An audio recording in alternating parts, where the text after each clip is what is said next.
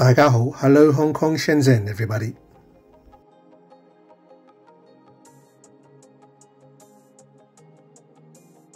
In today's video, we're going to show you some of the hidden delights, some of the special places to visit in fanling, leung, a northern city with a lot of history going back hundreds and hundreds of years in Hong Kong.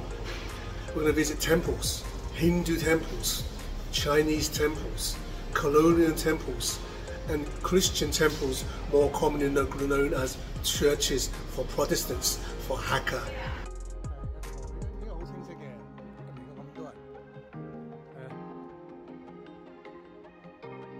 This is a very easy 10-minute climb and you'll be arriving at the Hindu temple in no time.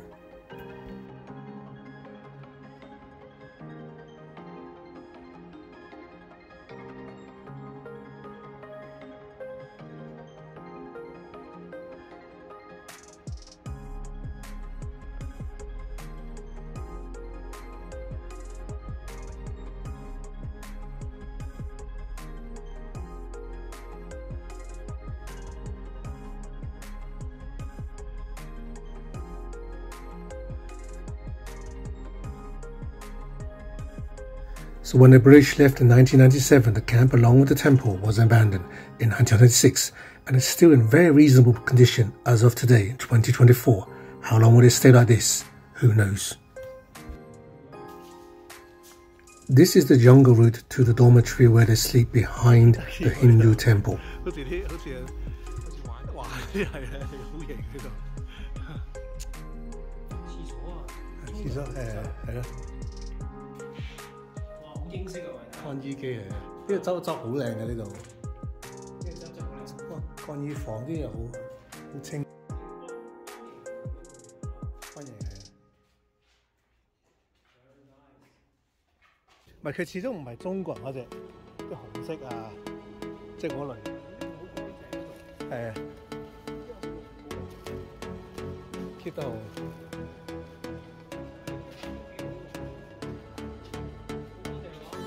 I really hope they can keep this Hindu temple forever and ever. By the way, my cousin lives here as well, very high up with a spectacular view of Fanling, as we can see right here. The temple is actually hidden away from view behind the trees. We can see the path leading to it. So every day they can see whoever is hiking over there. And what is that over there? That actually is another Chinese temple we're going to visit another day. Hong Kong, there are many new flats being built every week basically. We're going to visit this one because I wanted to see, really get an insight into the whole northern town metropolis. As you can see here, right in the background is Shenzhen. Right? All of this is going to be changed within the next 10 to 20 years. There's going to be basically a new city here built for over 2 million people. That's like 1/4 of Hong Kong's population. But back to this flat, a typical new 300 square feet flat. Toilet, new rooms, new accessories, jazzy, pretty pricey, but a good location and a very nice view. Is it worth it? Again, it depends on how you see it. I think it's pretty cool to live as a single or as a pair of you as well. The clubhouse as always is very fancy. The swimming pool on top, lots of nice little accessories, and it's pretty cool for fanling. You see, driving around, you can get the vibe here. We are very far away from Kowloon or even Sha Tin, the hustle and bustle. Here, everyone's doing the Saturday shopping, Sunday shopping, and then going back to the village house around this area, which is quite a big area.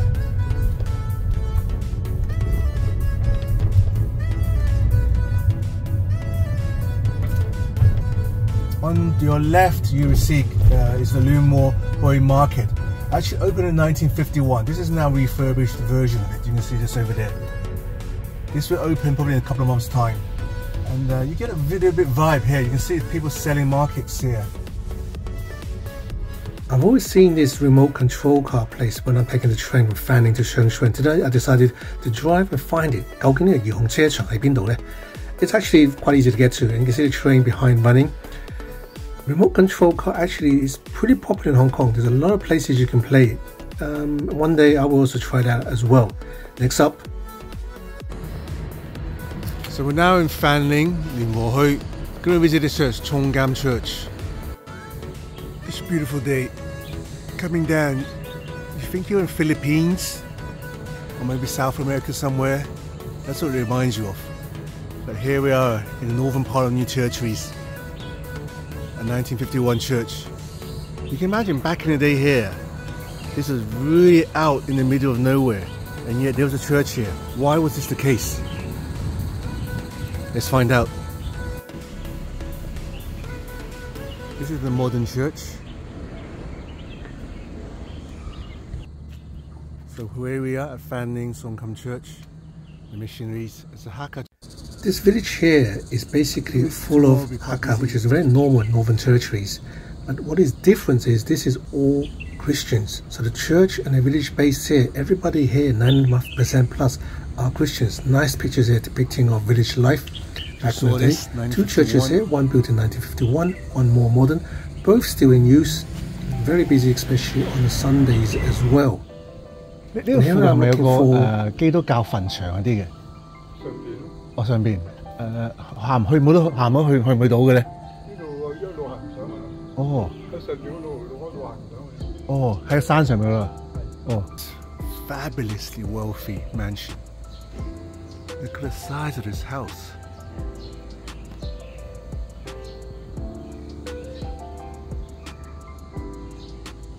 It's like I'm taken back in time. I'm literally back in 1930s, rural China.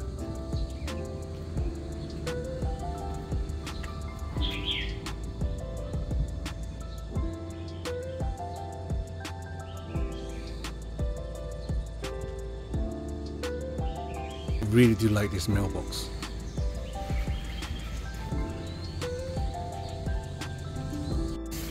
So this is the new mailbox.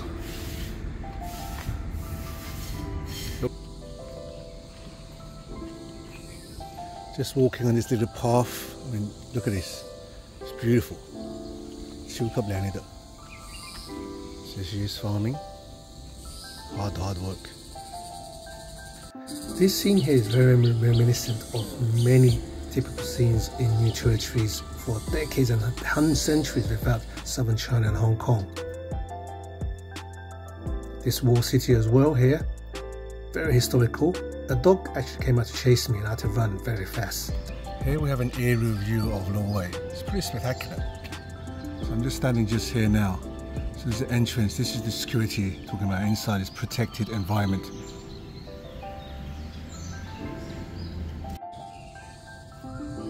It does feel a bit like the Great Wall of China.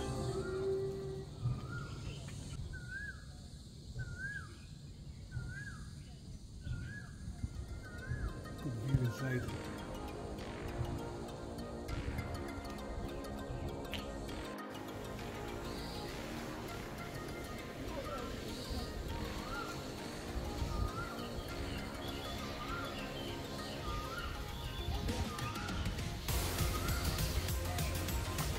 This is a Long Heritage Trail. This is a lot of historical old villages in Hong Kong, temples, ancestral halls, war cities, church. It's all within a walking distance. So within, and it's quite an easy walk, a couple of hours, you can visit all of these places. We're just right here now. Let's see where this is. This is a pretty impressive ancestral hall in Fanling, Ho. A lot of these actually still exist in New Territories and Hong Kong all over. But the big difference is basically the size of the ancestral hall. Some are absolutely enormous. This one is pretty big. Some are even bigger. Some are medium sized and some are like my own village actually are relatively small. Basically the bigger it is means the wealthier the family and the larger the number of people that live in a village such as this one. You can see a lot of templates and the names of the accessories. I do feel all powerful here, like I'm the village chief, head of all, chief executive of Hong Kong, me. This shop I heard is also very good. Want to try this out as well. A lot of local regulars here. Shop is this is a local bakery which I always go to when I'm in town. Why? Several reasons. One of the main reasons is, number one, they sell this. Check it out. Chicken, like a whole piece of chicken in the bread. I mean, it's ingenious. Why didn't someone else think of this? This is everything I wanted, bread and chicken. Then they have lots of other small, like smaller size of typical Hong Kong bread, which is perfect for me because in that way I can eat quite a lot. Usually if the buns are too big, I can only eat one. But as my friend Devon says, we are young, we should be eating many. For example, pineapple bun here as well. There she is, the big boss calculating. Kitchen nice and big inside. Where are we going to eat all this? We're going to eat it right here. Luen Market was built in 1951, formed by a group of local leaders and merchants in the late 1940s. When it was first opened, it was the largest market in the new territories built at the time, so people went there to buy daily necessities, including vegetable and fish. As you can see inside, it really was thriving and important. Unfortunately, it now has been revitalized and will be reopened very shortly this year. It's going to be the same as before? Of course not, but we're still going to get a good feel. In a bun, fried in the very historical Luen home markets. Starving. With a wedding gift cake for all those out there who are about to get married. Next up is the English scone.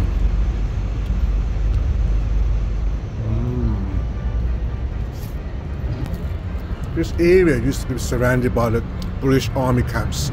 So that's why there's some Western restaurants and maybe some scones they made for a lot of the armies who come out here on their day out.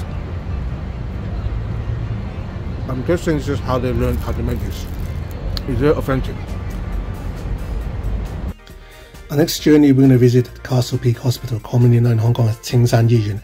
This is the place where you have mental issues to go. Basically, you are mentally ill.